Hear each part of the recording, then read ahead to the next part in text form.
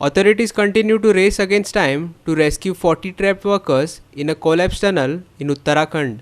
5 days after the accident, the rescue operation now hinges on the performance of a new drill machine airlifted from Delhi. Over 100 hours have elapsed since 40 workers got stuck in an under construction tunnel in Uttarakhand's Uttarkashi.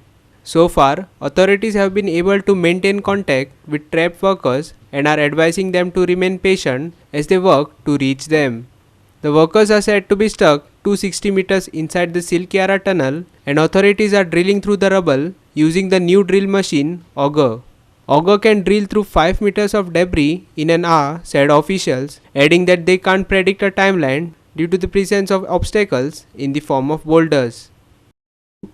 Amidst the rescue operation, Minister of State for Road Transport and Highway, General V.K. Singh, took stock of the rescue operation and inspected the process of drilling with the auger machine.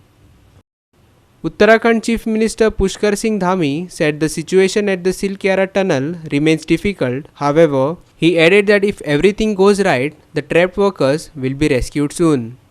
के अधिकारी सभी एक दूसरे के समन्वय के साथ वहाँ पर काम कर रहे हैं।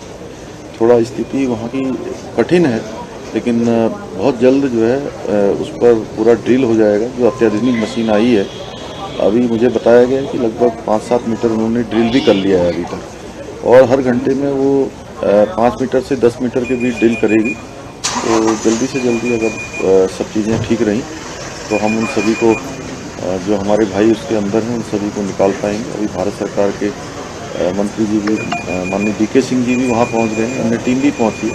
राज्य सरकार की तरफ से उन जो एजेंसियाँ काम कर रही हैं या तकनीकी विशेषज्ञ हैं, हर प्रकार का सहयोग देने के लिए हमने पहले से ही सभी को कहा है। हमारे मुख्य सचिव, अन्य लोग उनके सभी के संपर्क में, क्योंकि तकनीकी चीज़ें उन्हीं को करनी है, राज्य सरकार उनका भरपूर सहयोग करेगी। जो लोग अंदर हैं सर, उनसे बातचीत भी हुई थी, अब उनकी स्थिति अभी कैसी है? खाना पानी? सभी लोग, चूँकि सबसे लगातार संपर्क हो रहा है, खाना, ऑक्सीजन, पानी, सभी व्यवस्थाएं उनके लिए वहाँ पर की जा रही हैं और सभी संपर्क में हैं, सभी सुरक्षित हैं। हम सर वैकल्पिक लापरवाहियां देखने को उजागर हुई हैं, इसमें किस तरीके से कोई जांच बैठाएंगे सर इसमें? देखिए, चूँकि भारत सरकार के NHIDCL के द्वारा ये काम किया जा रहा था और सुरंग का काम लगभग पूरा होने वाला था। 400 मीटर लगभग सुरंग बची हुई थी और इसको मॉनिटर भी वही लोग कर रहे थे, लेकिन आगे के लिए जितने भी इस प्रकार की सुरंगों का, टनल्स का, क्योंकि हमारे राज्य में बहुत अधिकांश इसकी आवश्यकता भी है और निर्माण कार्य भी हो रहे हैं, हम इन सभी की समीक्षा करेंगे। और इनकी समीक्षा के साथ साथ चूँकि पहले हम सभी शहरों की बेयरिंग कैपेसिटी का भी अध्ययन कर रहे हैं, वो भी आकलन कर रहे हैं और इसके साथ ये भी करेंगे। प्रधानमंत्री जी से 2-3 बार आपकी बात हो गई सर, उन्होंने क्या किया है?